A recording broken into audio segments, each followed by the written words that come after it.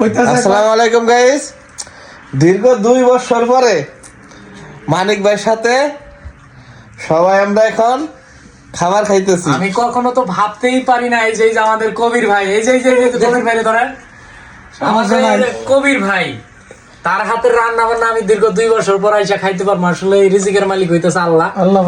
আর দ্বিতীয় কথা হইলো যে আমি তো কখনো ভাবি নাই যে আবারও সৌদি আরব আসবো।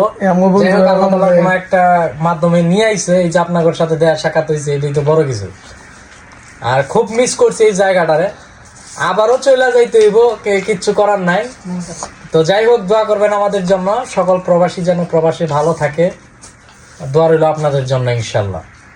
আমাদের জন্য আপনি দোয়া করবেন। আমরাও তো ভাবি নাই যে আপনার সাথে বৈশা যে আবার খাইতে পারবো।